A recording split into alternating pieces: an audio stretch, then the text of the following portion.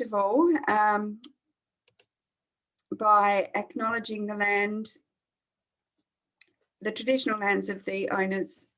Sorry, I'd like to begin by acknowledging the traditional owners of the lands in which we are meeting today, and pay my respects to their elders past and present. For me, that is the Kaurna people.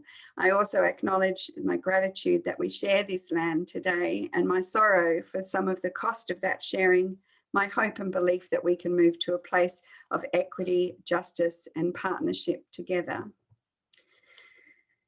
Right. So welcome to tonight's presentation, everybody.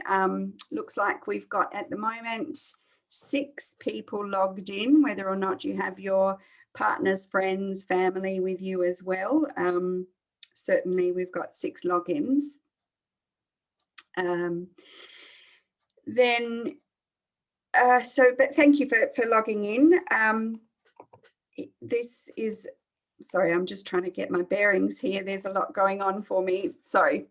This is something that I am very passionate about in terms, and Life Without Barriers is very passionate about in terms of raising interest in foster care, and certainly generating more applicants and people interested in providing foster care, whatever that may look like. And I will go later to the sort of what foster care looks like for Life Without Barriers.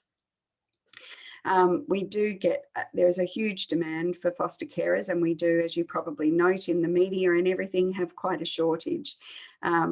So we would prefer not to say no when the department approaches us and asks for foster placements. So we're every month putting on a session to increase knowledge and understanding. Having said that, if you're just interested and this is as far as you go, we still appreciate you coming and talking to us and listening to what I've got to say tonight. Basically because once you've got this information, you might come across people who are interested as well, and you can share that information to your neighbour or teacher, sister, family, however, and they may then be interested, and you can guide them in the right direction as to what it's about and who that they can contact to talk further about it. So regardless of whether you go any further tonight, I do thank you for coming and for listening to me. And we will hopefully answer all of your questions and have you in a position where you're able to advocate on behalf of Life Without Barriers even. So first of all, in terms of introductions, my name is Avril, and I am the manager of the team that looks after all the recruitment and this particular area of raising interest and information sessions. And I also run and support the assessors who would come out and do the assessments of potential foster carers.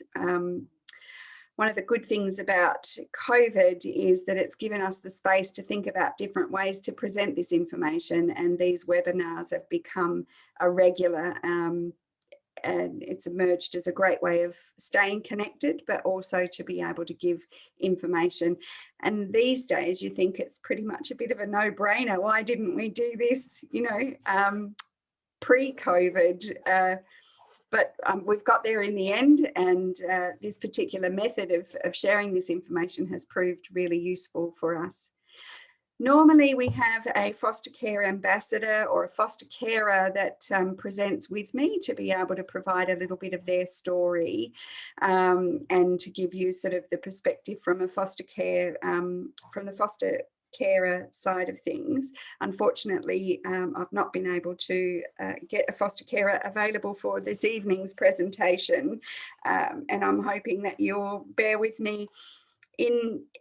Instead of that, we do have a link that will be posted into the chat screen here for our foster care stories. On our webpage, we've got a number of vignettes and foster care stories that you can watch and listen to, that gives you a little bit of sort of an understanding from a foster carer's point of view on where that is. So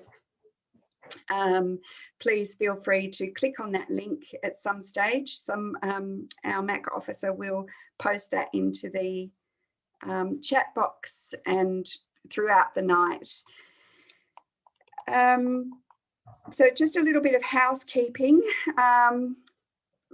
Before 2020, these sessions were run in community centres or churches or in other areas, and I would need to tell you where the tea and coffee is and the exits and everything. Of course, I'm fairly sure you know where your tea and coffee and exits are, so I'm not going to go into that detail. But I do need to point out that I can't see you as attendees. All I can see is a little list of people that are joining us. And from there, I think at the moment we have 8 people. We do have a chat box that you can find on your screen. That's where you would ask me any questions, holding your questions a little bit to some degree till the end of my presentation, because I expect I'll answer quite a few of them as I go through this.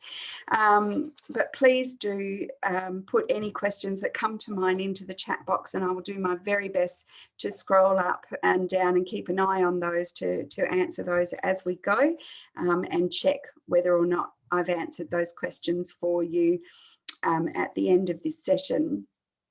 And if, of course, anybody has any tech issues, the link that you were sent to be able to join this particular session is a live link. So if you drop off, please feel free to click back in and join again.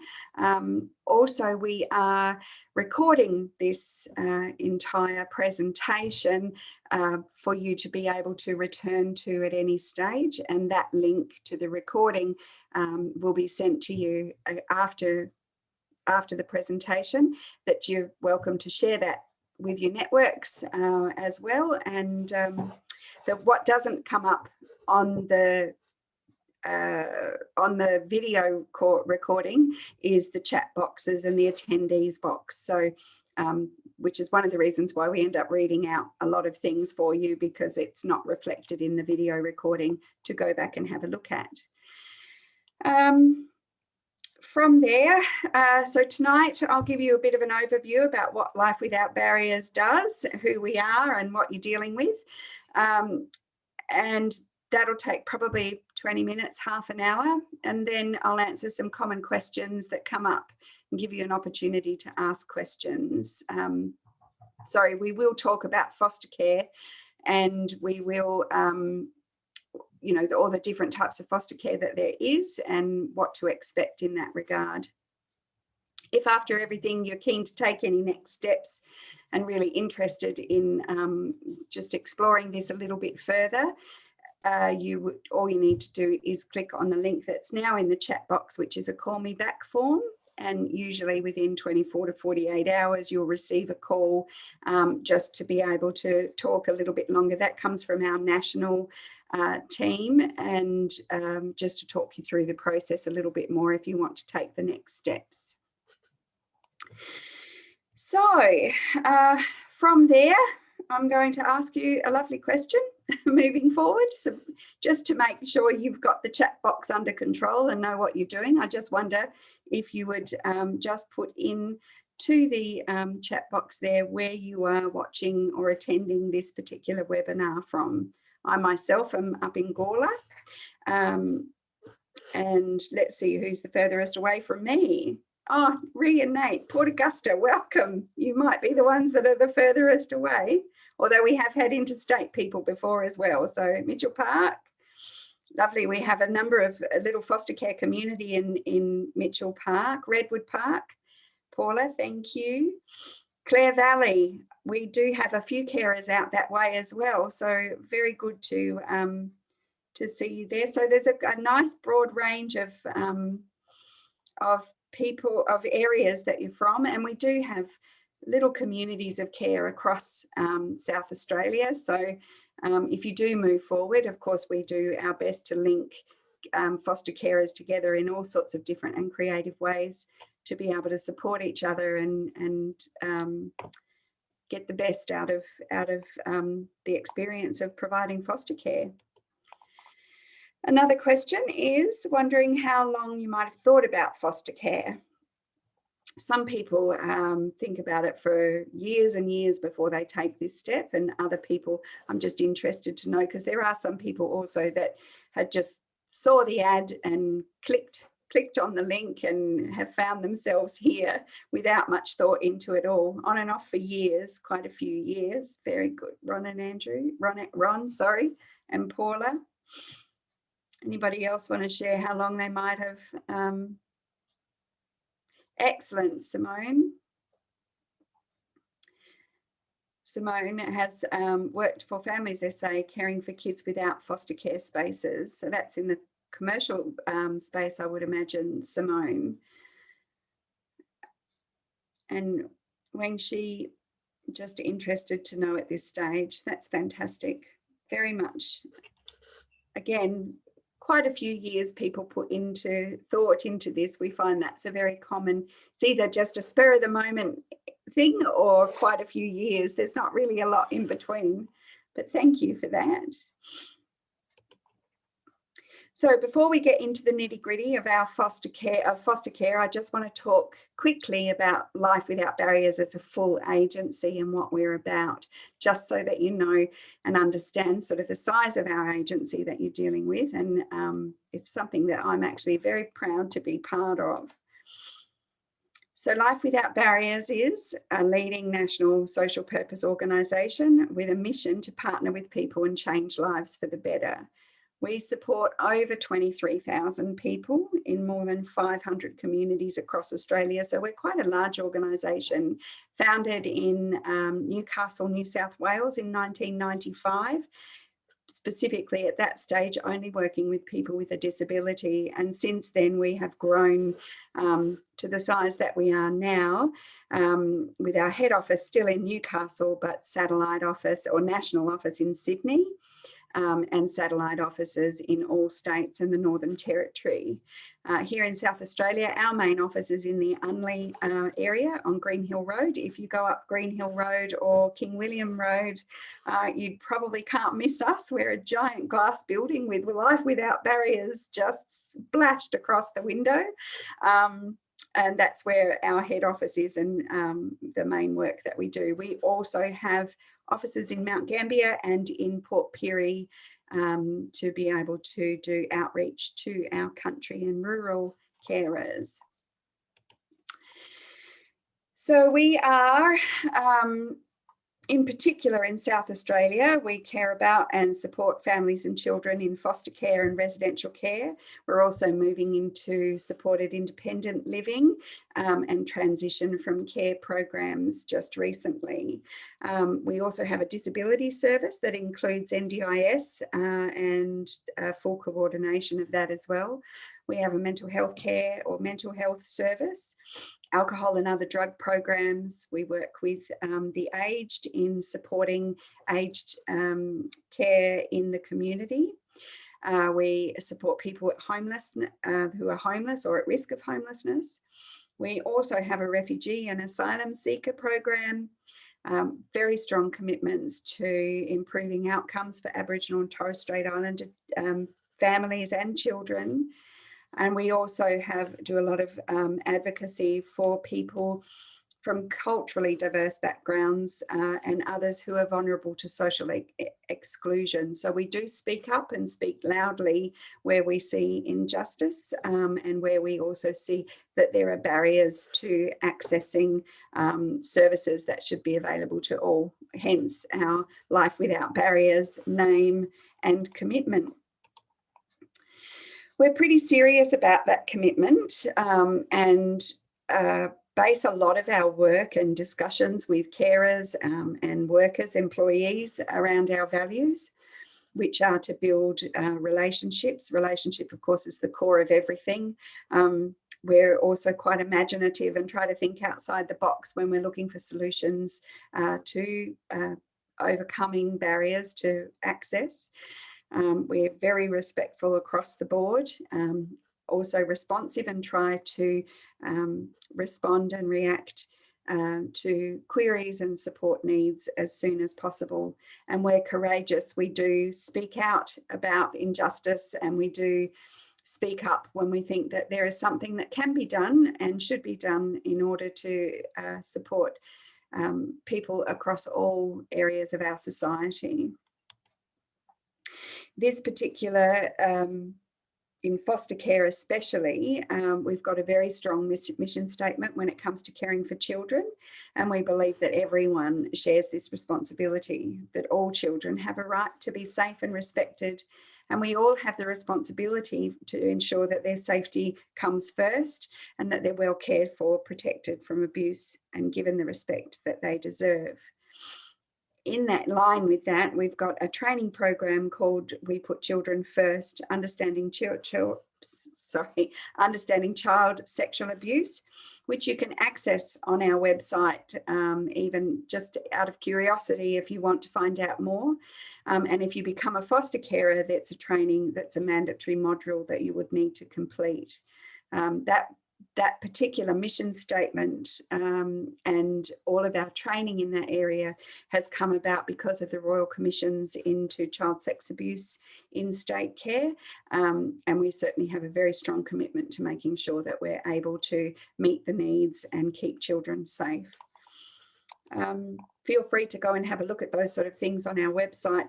We do have quite a comprehensive website, and I very much encourage you to go and flick through it and have a look at some of that stuff. There certainly are some training videos, but also some foster care stories that you might like to have a look at, and they're all very informative.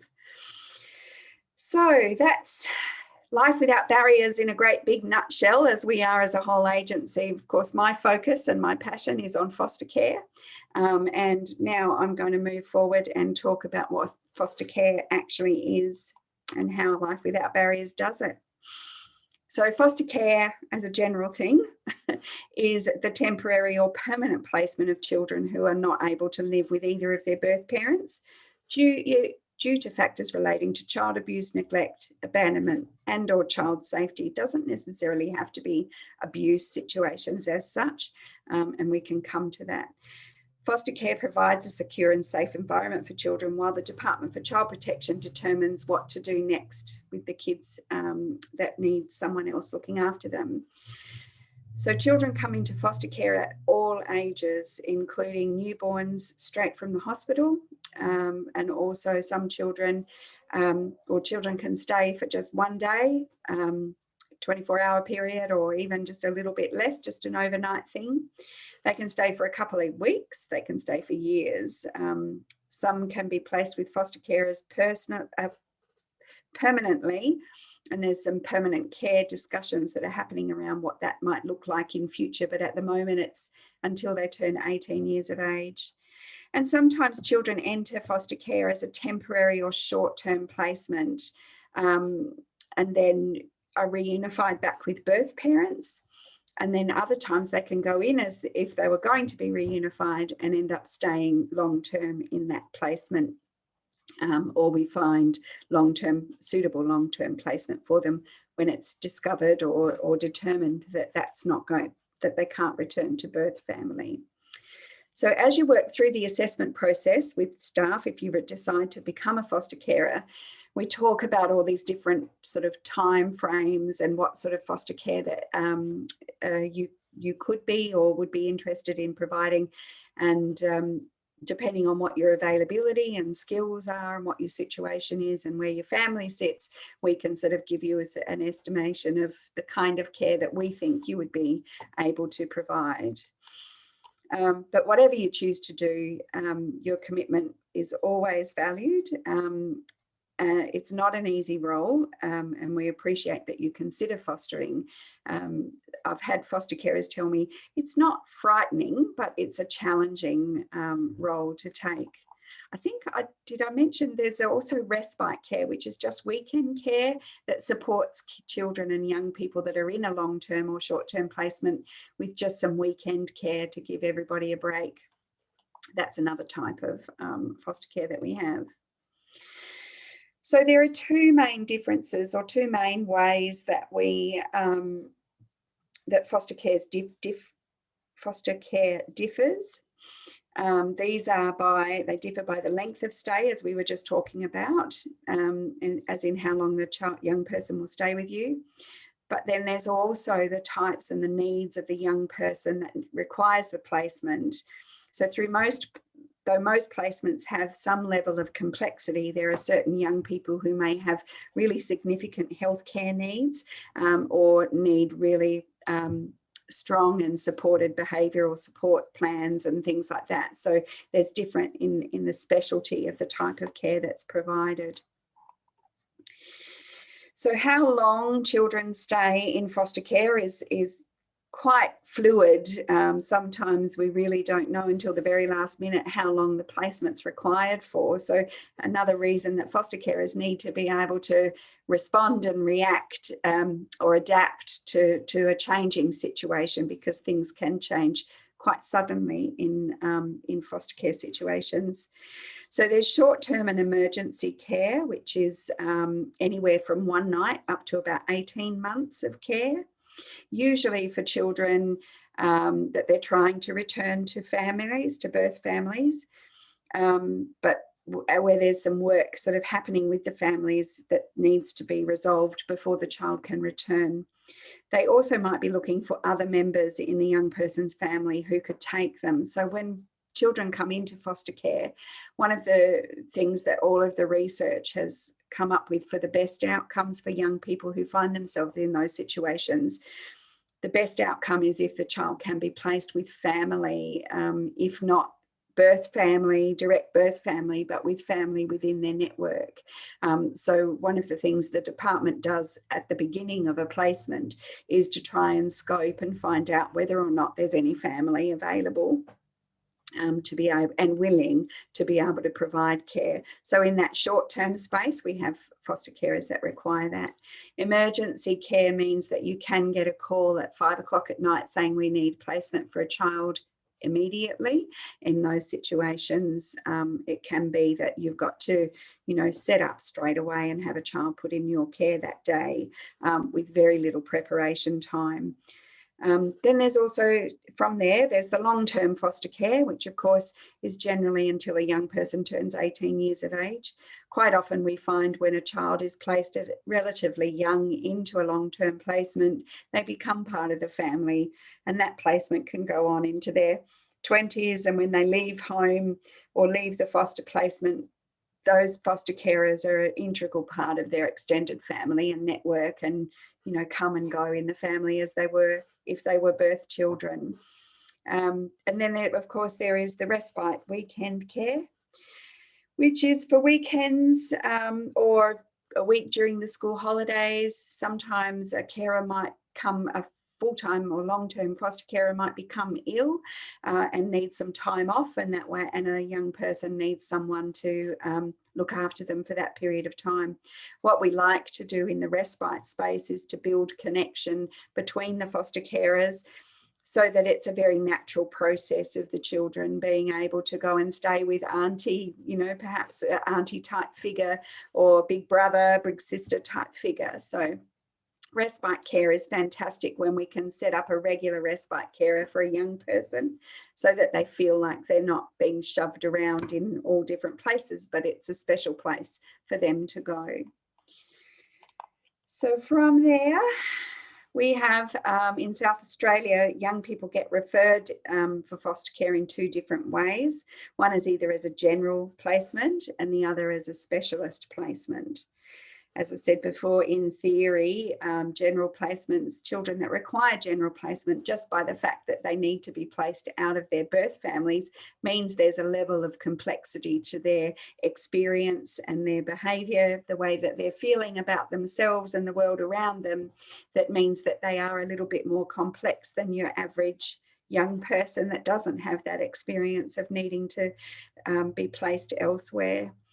But we also have young people who have had significant experiences of abuse and neglect, and resulting from that, there's developmental trauma, there's behavioural issues and concerns, post-traumatic stress disorder, all of those things that require a very specialist kind of therapeutic application of care and an understanding of where that child comes from, to be able to provide a really deep and meaningful placement for a young person where they can heal. That is specialist care, and that gives a higher level of support and a higher expectation from foster carers to be able to provide and respond in a really adaptive and quick and responsive way to young people's needs. I'll talk a little bit more about that as we go along. So it's complex support needs for children in specialist care could be due to a child coming in with learning difficulties. We do have young people where the parents, both parents or one or both parents, have quite significant intellectual disabilities, and we've discovered that they're unable to, not because they don't want to, but because they don't have the capacity to be able to provide care to a young person, to their child. Those situations we like to support the families to wrap around and have our young people in a specialist placement that's able to respond to the needs, those learning difficulties, but also maintain a really strong and positive connection with the families. Also similarly for communication difficulties as well, and intellectual disabilities. We also have some children that have significant healthcare needs in terms of being able to be near to a hospital and being able to attend a wide range of appointments and specialist situations to be able to meet their physical and health needs. And then we have those children with those issues of post-traumatic stress disorder and other things where they have complex and challenging behaviours. What we do provide is quite extensive training and coaching with the way that you are best to respond therapeutic to those children, because doing and providing care for children like that requires a very different parenting approach than our standard parenting. The parenting 101 that we are not taught when we go to have our own children.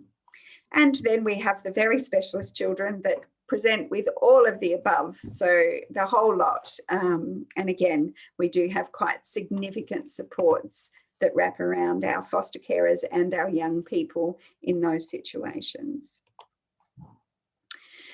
So as a specialist foster carer, we look for people who can be really quite flexible and really readily available. Some of our children get sent home from school early. Some of our children can't attend a full day of school because it's just wears them out. Also with appointments, therapeutic appointments and other things prevents them. So we need foster carers that are able to be quite flexible with their time and be really responsive to when the child needs a carer present. As such, because we do ask a lot of our specialist carers, there's a higher reimbursement in terms of the care that you provide, payments, foster care payments. We also provide regular intensive support in the shape of being allocated to a child with a child and family practitioner who visits and works with you, coaches you. Those home visits are fortnightly and encase a whole range of care plan situations. So it kind of starts to become almost a full-time job for some of our foster carers in terms of this, but it's well recompensed in that particular thing.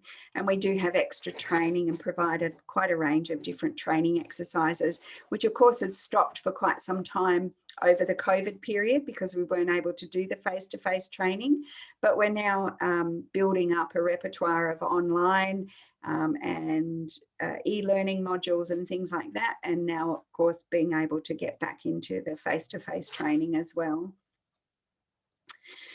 So just to cover over a bit of some of the reasons why children come into foster care, there are a variety of reasons, and of course the main one is because of abuse and neglect, but we also have illness or death of a parent where there's no extended family, or we're not aware, the department is not aware of any extended family at the moment. So we do find in those situations sometimes a child gets cared for while the department and the police go seeking and scoping alternate family to look for, to provide care. We also have those situations where families are just simply unable to provide or meet the needs of the child that they've given birth to their birth child. Those are those situations where there's significant disability, and sometimes also just tragically, because of poverty and homelessness, we find ourselves in a situation of needing to place children because the parents just don't have the resources to be able to provide them what they need. So here's a question for you. I just wonder whether or not you might like to put in the chat box there how many children you think, as a guess, are currently in out-of-home care across Australia. That's not just South Australia, but across Australia as a whole. We get such a wide range of different answers here. I'd be very keen to see what you think, and how many you think might be. 250,000, 150,000, 200,000, 50,000 from Michelle, sorry. 20,000. No idea. Yeah, we get that answer a lot too. Okay, here's the spell, do the sentence. We got close with a few of those answers. Again, if we were in face-to-face, I'd throw a chocolate or something at you. 45,000 children. This is taken from statistics in 2018, so that number actually has risen now a little bit higher. It's constantly going up, really, sadly. So across Australia, in South Australia, as at February 2020, South Australia had just over 4,200 children in care, and that includes a variety of different types of care, so residential care and foster care, all kinds of levels of out-of-home care, where they're not with biological birth parents. So yes, 4,200 children in care, a number that does continue sadly to rise, means that we do need a lot of foster carers. So in terms of phone calls, so the Child Abuse Report Line collects people's concerns around children and decides whether or not the Department of Child Protection needs to investigate. And in 2018-19 reporting period, there were 70,000, just over 70,000 calls made to the Child Abuse Report Line, where there were children needing intervention of some description. Every single week we get, as an agency, nearly 100 referrals a week for children that require a placement, and that ranges from brand new baby borns right up to teenagers. There's such a strong need for care, and that's 70,000, and that comes from 70,000 calls a year going into our Child Abuse Report Line.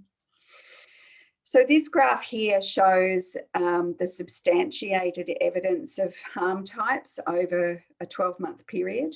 As you can see, the emotional abuse, 43%, has the most profound impact on brain development and capacity to function in a broader social context. So sometimes, and then we have the neglect. So emotional abuse and neglect probably are our most significant. And you find some people are quite surprised to know that in terms of physical abuse and even the sexual abuse, the amount of intervention that we have, or the need for intervention, is a lot smaller. And I suppose because every day parents don't wake up with an intent to physically hurt or harm their children. Quite a lot of the time, the emotional abuse and neglect is based in a whole range of other aspects to that parent's life and their own experiences as children. So up to this point, what we've learned about the different types of foster care, and we've just kind of briefly unpacked, and we can ask further questions when I get to the end of this, so please feel free to think about, and hit me with questions at the end of this session if any questions have been raised for you to this date. But now I'm going to focus on what we look for in foster carers, in our applicants, and the process to become a foster carer. So who can become a foster carer? The fundamental task, of course, is to be able to provide a positive and nurturing and offer a positive and nurturing relationship with a child and young person in care, and help them build the new skills that they're necessary to manage life events successfully. So that's kind of the core role of a foster carer. And this here is the cheat sheet, I have to say, if you're going to go forward with wanting to be considered as a foster carer. If you have a look at these and we talk through these, keep note of them, because right through the assessment period, these are the qualities we're looking for in your responses, in the way that you interact, in the training sessions that are provided and everything. We are looking for carers who are warm and nurturing, have really altruistic intentions. So they're not doing it because, you know, they feel obliged to, but they're doing it with a real essence of wanting to give back to society, or give back. We're looking for very curious people who are interested to know what drives a young person's behaviour rather than judging that behaviour. Of course, need to be very, very flexible. Inclusive of birth family as well. There's reams and reams of research that's clearly established, no matter what the experience of that child has been with their birth family, a connection and understanding of some description with the birth family is critical to the best outcomes for our children in care. There's also a willingness, needs to be a willingness to invest their own time and money. It's not cheap raising a child, and whilst the department reimburses for that at various levels, from general foster care to specialist, there is out-of-pocket expenses that sometimes are not reimbursed, and it's about, you know, a real desire to give and not worry so much about what that giving costs. And also, as I mentioned earlier in this session, need to be open to throwing the Parenting 101 handbook completely out the window. There's a special kind of parenting of foster children that is sometimes seems quite counterintuitive, especially if you're a parent of children that have grown up and left home successfully. What you did with them to grow and teach them how to live and interact with the world, what worked really well for your own biological children will not necessarily work for foster children. And there's a whole new way of looking at parenting that we teach and coach right throughout your journey as a foster carer. And it's really important that carers be open to doing things differently. So if you feel that you're flexible and open-minded and willing to take this ride, it's a very rewarding ride, but it does challenge you, as mentioned before. So this is everything that we're looking for throughout the assessment process, and feel free to write it all down. So who can be a foster carer? Pretty much anyone.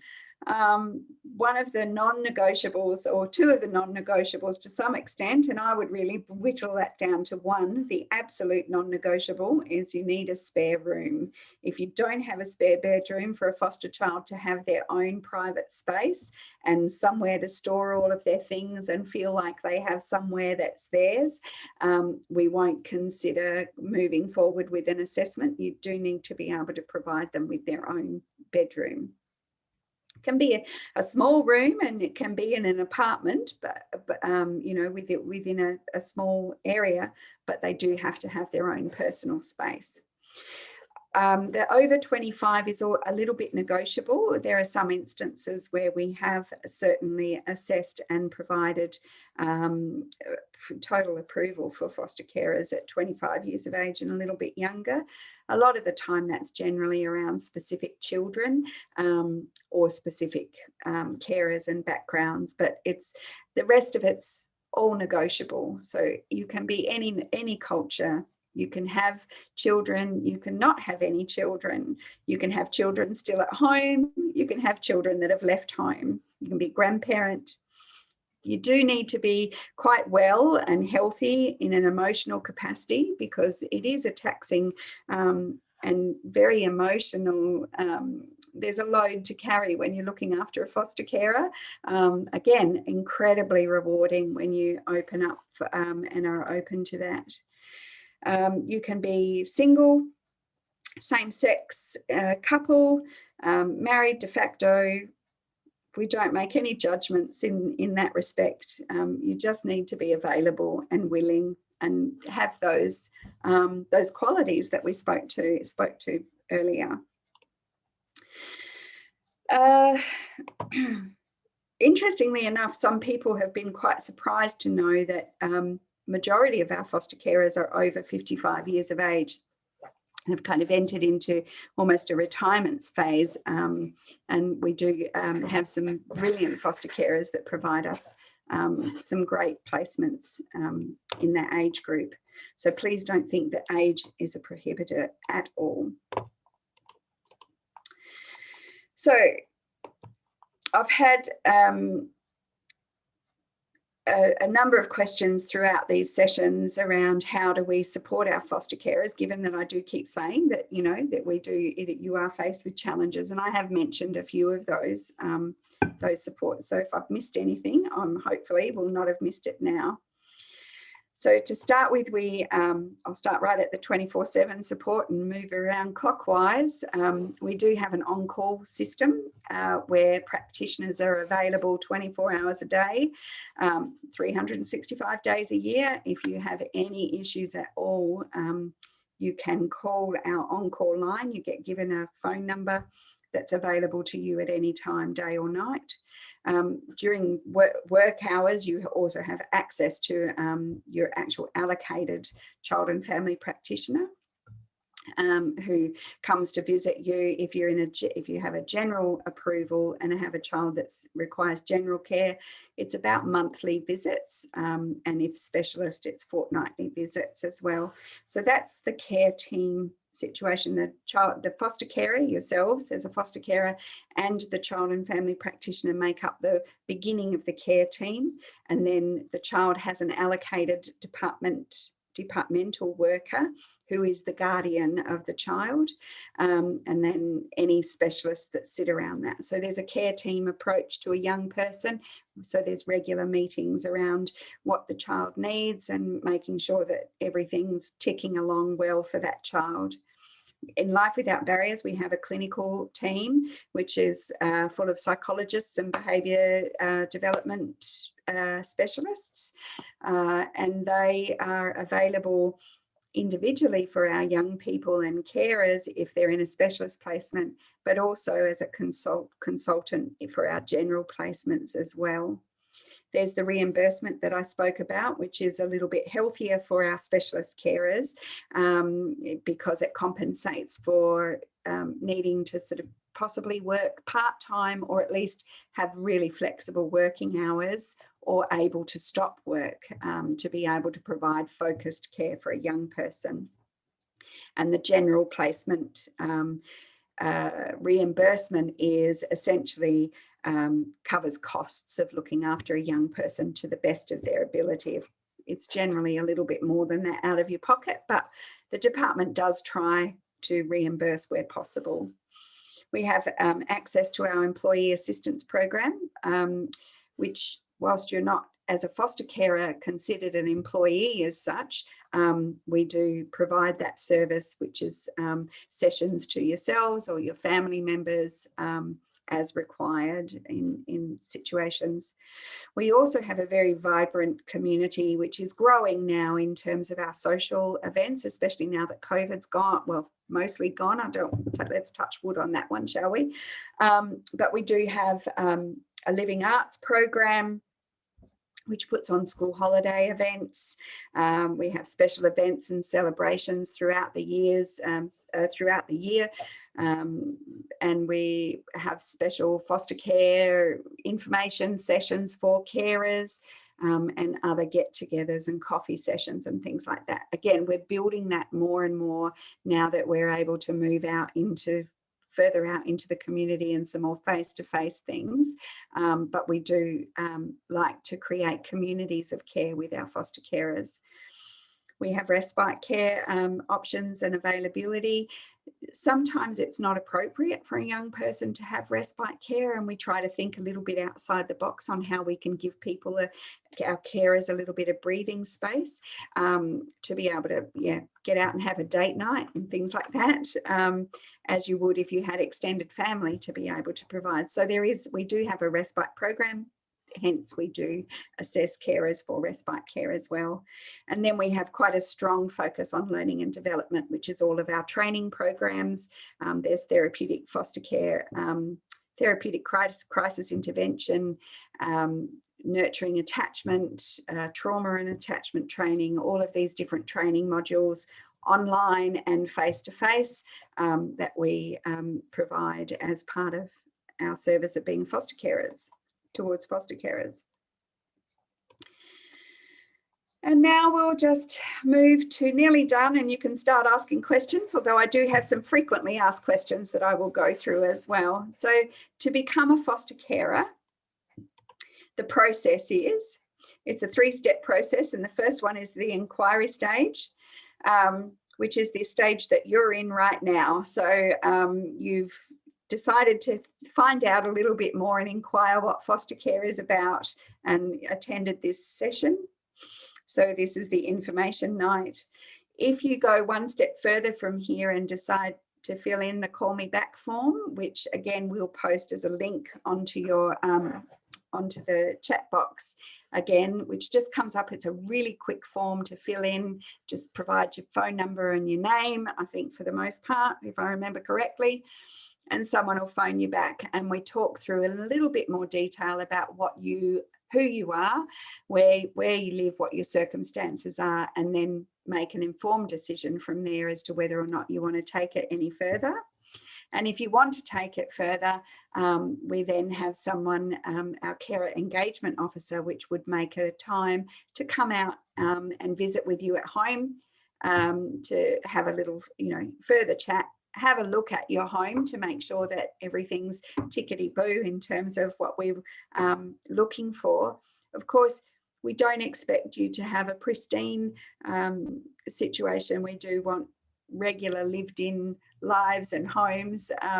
So please don't think that we're coming out to judge, but we would make some comments if you had a swimming pool that didn't have a pool fence around it, or a spa out the back that didn't have a lid on it, or a set of staircase that doesn't have a balustrade. Things that would be safety issues for a young person in your home might get mentioned in that initial home visit. So we also then enroll you into a 2-day orientation course.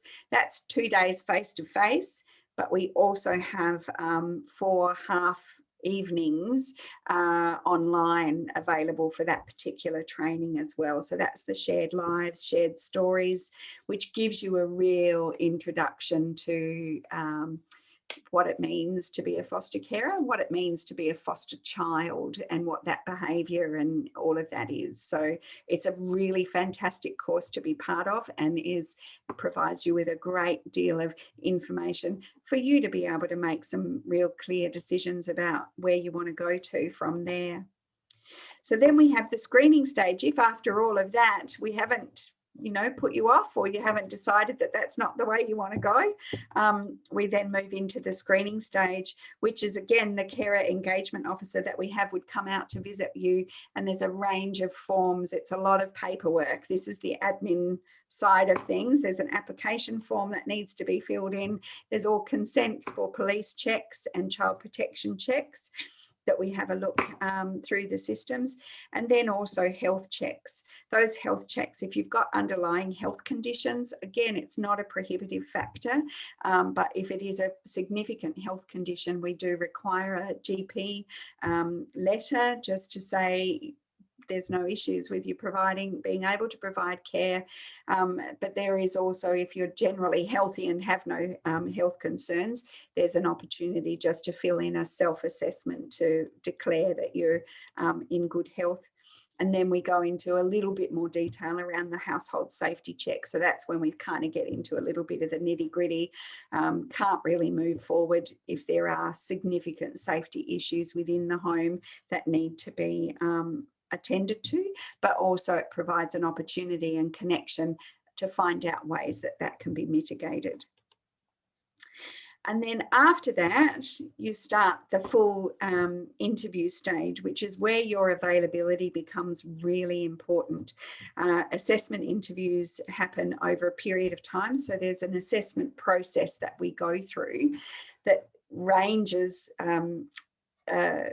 spending a few hours with you as carer applicants in your home, discussing and exploring your own experiences and your understanding of foster care.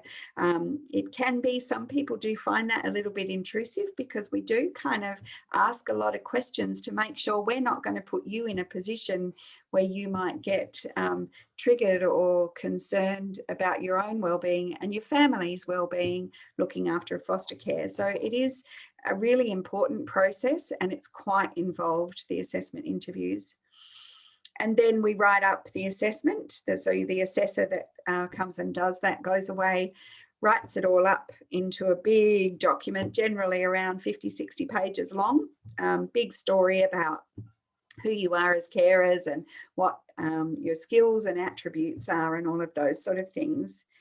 And then we submit that to the Department of Child Protection from the Carer Approval and Registration Unit. I think it's actually now called the Carer Approval and Review Unit. So I might have to change that slide. And once it sits there, they go through and have a look at it and decide and make recommendations as to the sort of foster care that the department is willing to support. The next question, which I'm sure is on everybody's mind, is how long does that whole process take? It really depends how long it takes you to complete the training. We do try and provide that in a number of different formats so that you can get onto it fairly quickly and move. It is very much dependent on your own availability to be there for home visits, to have that special time that with the assessor in terms of working through the full assessment template. That can be done. You could do one home visit a week. Some people have done it over, a couple of months. We do try very hard to get one interview per week over a period of about 6 to 8 weeks to get them done in a short period of time. What we do hope is once you've entered that screening stage, which is the bit where you're filling in all those forms and really about to move into the assessment interview stage, we're looking at about 12 weeks. How long it takes you to get to there is all of that training stuff that needs to happen beforehand, and our child protection clearances and things like that. Life Without Barriers has a 5-month time frame that which we're trying to narrow even smaller. So the 3 months, so it's about 6 to 8 weeks from when you fill in that Call Me Back form to where you might end up starting your interview process. And then within that, we've got 12 weeks to get it completed and with the department. Once we've submitted it with the department, the time can vary because it's totally up to them as to when they pick it up and complete the assessment. So that bit we've got no control over at all, but your availability is pivotal in those early stages. So the next question is this the right time for you? First of all, do you have the time to commit to the training? So there is a bit of a time commitment, especially in the first instances, in terms of being able to take time out of your everyday life to attend our training modules to complete that. Also, do you have time to have someone visit and come and do these assessment interviews? Again, totally dependent on your availability. If you don't have that at the moment have that time. It might be that you wait until you're fairly sure you've got a little bit more squeeze and time to sort of move forward with it from that point. And another really important thing to note and to make sure of is, are your family, extended family and immediate family living in your home? Is everyone in a good place and supportive of you taking on this important role? That can be sometimes quite challenging for people. So it's great for you to have conversations with your family about this being something you're looking into, just so that you can be aware of what the attitudes and thoughts might be around it from your extended family. Because essentially what we ideally hope, the best situation, is that a young person is embraced by a foster carer and by their family, extended family, so that that young person can feel part of a network that's quite natural rather than prescribed with, you know, this is your respite carer and this is, you know, your departmental worker and things like that. We want to make it as natural as possible for young people. That tends to bring out the very best healing and repair for our young people in those spaces. So the other thing to think about also, which I touched on a little bit before, is have you processed any of your own personal challenges that you might have had in your life? One of the things in the very early days of foster care that we did find, it's fantastic to have carers who've got a really strong and rich life experience and have some empathy and understanding about what other young people have come through. But what's really, really important in that space is that those people have worked through those experiences in a really healthy way and come the other side of it knowing and understanding their own triggers and understanding what's really important to them. Because if you haven't worked through that kind of stuff, looking after a young person that might push a few buttons of yours can sometimes trigger some, you know, really heart-wrenching stuff in your own personal life if you've had situations like that. So it's really important to have a good think about, are you in the space yourself right now to be able to take on that care? But really, at the end of the day, if you go through all of that and you really feel, even if you're just a little bit, you know, you think maybe, I would absolutely encourage you to fill in the Call Me Back form and explore it a little bit more. Our assessors and that whole process carries you and nurtures you through those steps. And if at any point we feel as an agency that there are things that need to be talked about a little bit more or anything, we're very, very keen to make sure that we help and support you as applicants to be able to make the right decisions about providing care. So please don't think, you know, be put off by anything that I say. Conversations in a face-to-face manner rather than an information session like this are really, really useful for you to make those decisions. So I do appreciate that you've been here, that you've come to listen to me. We're right at the end now, so I'm just going to make sure and go through some frequently asked questions, and you can start developing further questions in your minds and ready to hit them in the chat box as we go. So, and when you go away from here, please tell your friends about our, I've just seen a question, can we foster if we don't have children of our own? Absolutely, without a doubt. Yes, there's a couple of extra little things that we need to ask and consider around that. But yes, if you don't have children of your own, you are well and truly in a good place to be able to provide foster care. So the Call Me Back form is there, which I do believe will be cut and pasted into your into the chat box if you're interested. And I'll just now go through some frequently asked questions. first one, normally I would ask the foster carer that I've got coming in to support me with this, to answer a lot of these questions so that you get a sense of, you know, how they feel about the experience.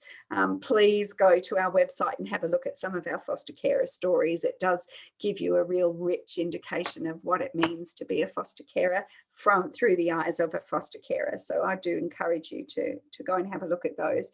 Yes, absolutely, you can take a young child on holidays with you and your family. Some of the things to keep in mind with that, if it's within South Australia, it's just a matter of letting the departmental worker know that you're going away, just so in case there's any appointments that it might clash with and things like that, and they can make rearrangements. If you're going into state, there's a little bit more involved in terms of getting approvals to do that. You do need to, when you go into state, be really clear where in different states you're going to stay, what the plans are, and who the people are you're going to stay with. So there's a little bit more involved, but given enough notice, and for the most part, you know, just a week or two notice is well and truly manageable. Overseas is a little bit more complex, but you can still take your children, foster children, overseas with you, but you do have to plan ahead, and itineraries have to be spot on. Passports need to be applied for, and because the department maintains guardianship, the department needs to drive those foster care processes. Yes, Paula, you can foster a specific age group. So we do kind of compartmentalised in terms of the approval. Some carers are quite happy to go from 0 to 18. Other carers might only like under 2. Other carers may, you know, want to do the 2 to 5, because under 2, of course, you've got a whole range of other little infant care practice things that you need to learn as well. So yes, we do tend to compartmentalize or segregate approvals to different age groups. So yes, and you can make those requests as to what age group you would be open to providing care for. Do you get to choose which school the young person goes to? Most certainly you get to be part of the conversations around what schools young people go to. If you've got children of your own that go to a specific school, whether that be a private school or a public school, we like to try and keep things in the family and make everybody the same if that's the appropriate thing to do. So there's some discussions around schooling when it comes to long-term placements that you can be part of. If it's just a short-term placement and you're only sort of looking after the child for a small period of time, generally what we ask is support to be able to maintain the local area that child's going to school with already. We don't want to go changing and shifting a child from different schools. We want to keep everything as much the same as possible in these, especially in those early days, and then slowly move to transition to different things when we've got a little bit more certainty about the period of time that you're going to be providing care for. So we also, with the Catholic education, private schools have a range of scholarships for children and young people in foster care. So all of the Catholic private schools do have specific places for our young people, which is a really fantastic opportunity for our young people and also for our carers. Paula, you've asked if you have under 2, specifically infants, are you required to have a separate room? Very good point, Paula. If you are just providing short-term emergency care in that situation and the child is definitely going to be under 2 for the entire time that they're with you, you can have them in the same room as you. That's a really interesting question I need to follow up, actually. But thank you for asking it, because one of the core questions in the Call Me Back, when they call you back, is about, have you got a spare room? I think if you say, you know, my intention is to look after children under the age of 2, and we know that it's okay for them to sleep in the parents' room or foster carer's room, you might actually be able to. I do know a carer who provides emergency care for infants. She has 4 foster children of her own that are long-term, not of her own, long-term placements. And the 5th child, which is the under 2 for the short term, she does have in her own room, which means that the child must move on before they turn 2. But yes, a very, very good question. Thank you. Next question. Thank you, Paula. Teaching primary school students, you will have great experience of all the different types of young people experiences. Do I get a choice in what child comes to live with us? Well, ultimately, yes, we need to. Once we've determined the approval rate for you to have children, so what sort of, aged 5 to 12 years of age, both genders, general or specialist, when we get a referral and that fits in with your approval rating, your approval, we would then make contact with you to have a discussion and present the child in word form to say, this is a child, this is their experience, this is what we're needing, would you be open to considering? And then there's a process that goes along with that for you to be able to say, yes, you will provide care, or no, you won't. Little bit different in the emergency care space because we need answers very, very quickly. So the information that we can get about a child in an emergency placement is very, very limited. Sometimes the child is just being removed from a dangerous situation and we know very little about the child in those first instances. So in that situation, sometimes it's like we've got a 5-year-old requiring placement in 2 hours, or sitting at the office, we just need someone to come pick them up. We know it's a girl, we know they go to this school, live in this area, are you ready? And that can sometimes be. So you do get a choice and you can say yes or no. We're not going to force you to look after a child you don't want to or don't have the space for, but there are certain sometimes that's a short time frame and you don't know much, and sometimes we can work with transitions. Are they allowed to call you mum and dad? Most certainly. Again, what we do like to do, and I'm sure most of you or all of you would understand, is that that naming situation is left in the hands of the young people. If they are told or explained to them, you can call me auntie, you can call me nana. A lot of people call nana or auntie. And if they want to and feel comfortable with it, they can call you mum and dad. Sometimes we find with our young people that have had specific attachment disturbances in their life, they can walk in and call anybody mum and dad on the first day. Other children are a little more reticent and it takes them a little bit longer to feel safe to be there. And then there's some loyalty issues that come up for young people. Parents sometimes can find it really difficult to hear, and children sometimes are not sure how they navigate that. So there's all sorts of interesting scenarios in that. We like to leave it up to the young person for the most part, if we can. Michelle, we attend church. Would the children be able to go into Sunday school?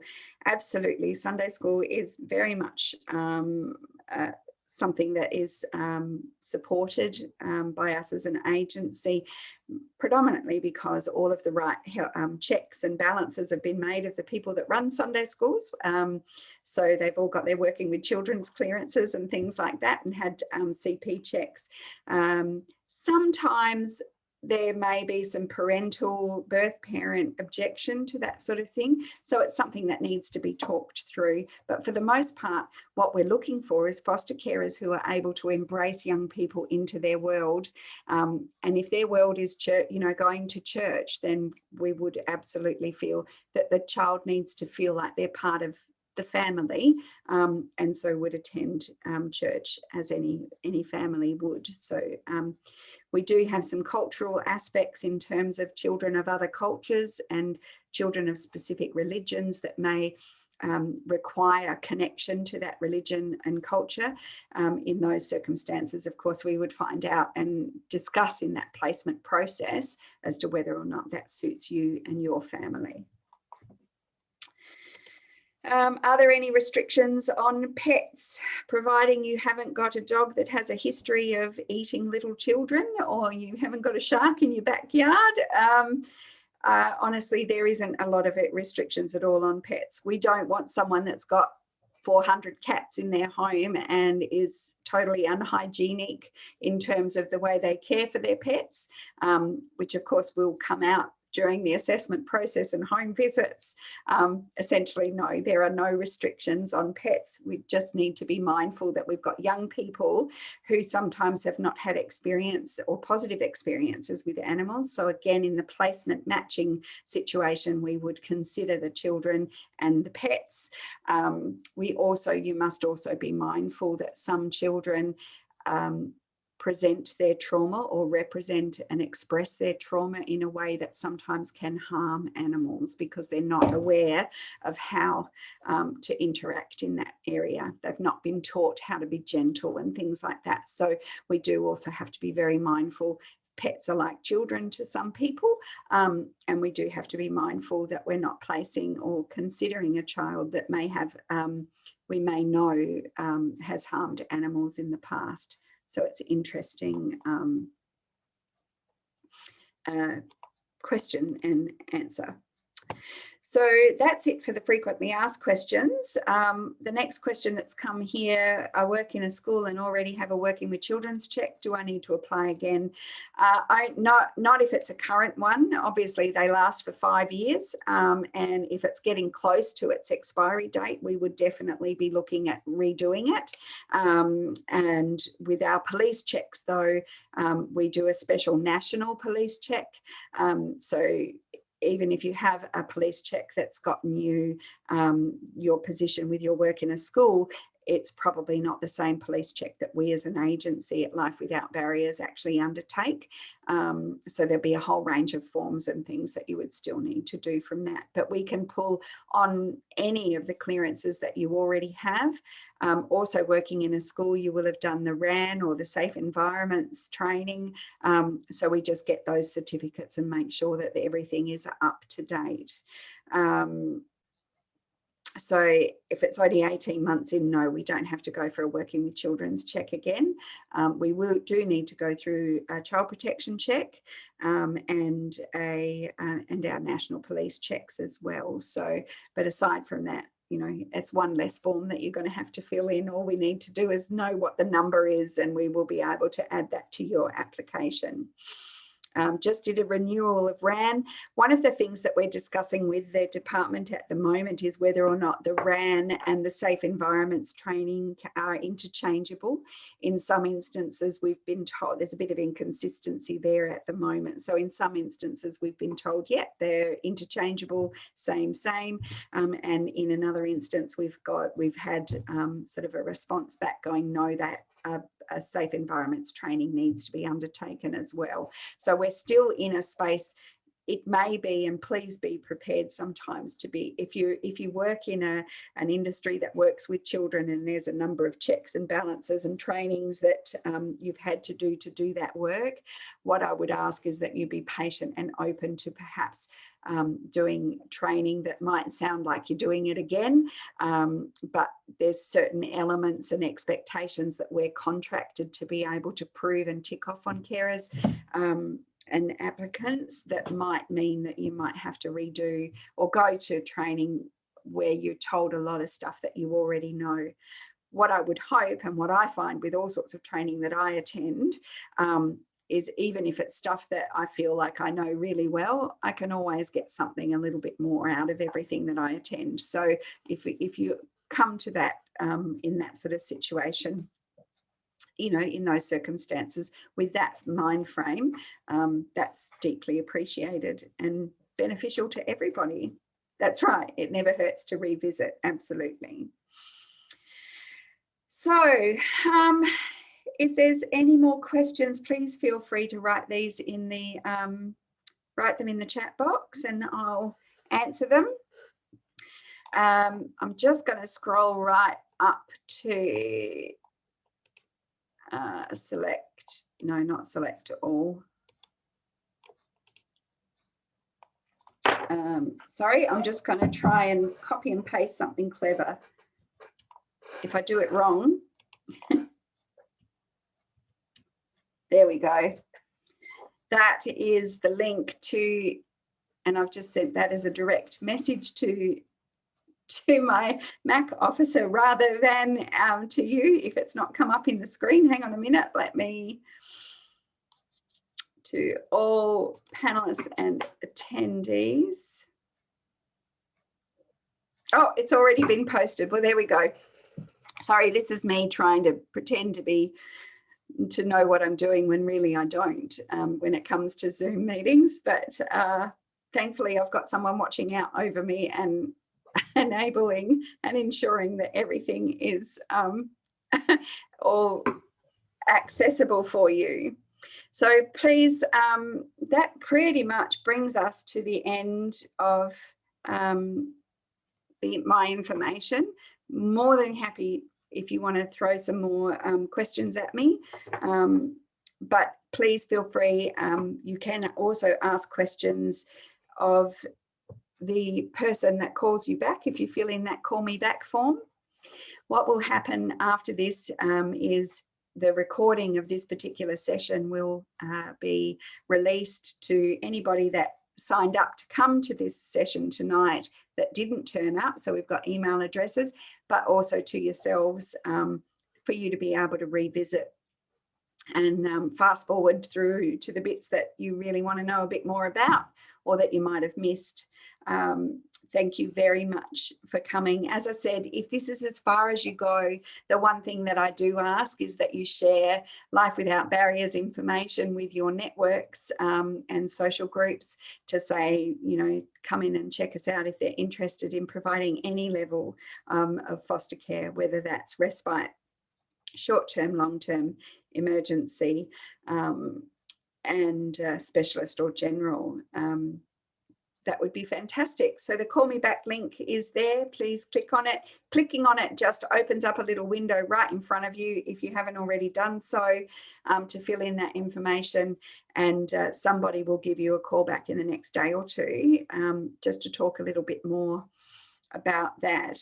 I think, Paula, it was you that had said to me about the infant in your room.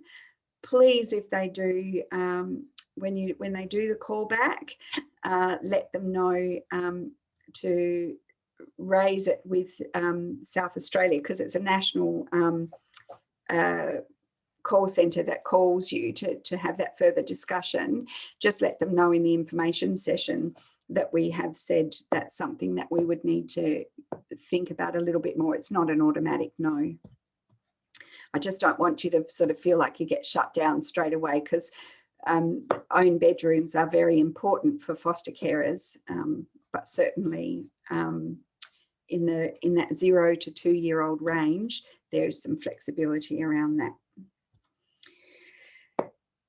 So if that's it, I'd like to thank you all very much, and hope that I might hear that you have gotten a little bit of important and useful information from this session, and move forward with the next steps.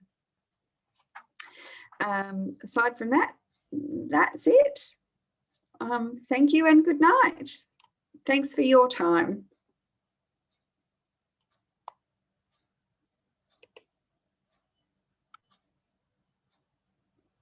You are more than welcome. Thank you.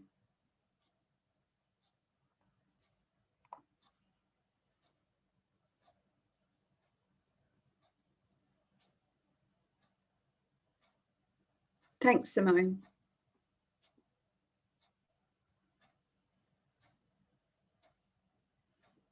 Oh, one question in Q&A. Which is that one? Let me bring it up. I've got it here. Actually, there's 3.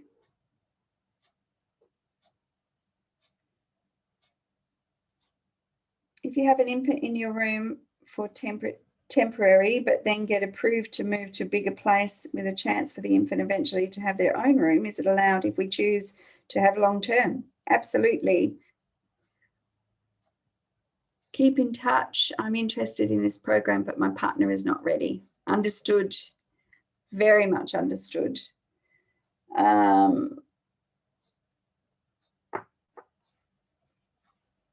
Is in Rosie, Tanya, and Wengxi, are any of your questions the ones about the infant in the bedroom?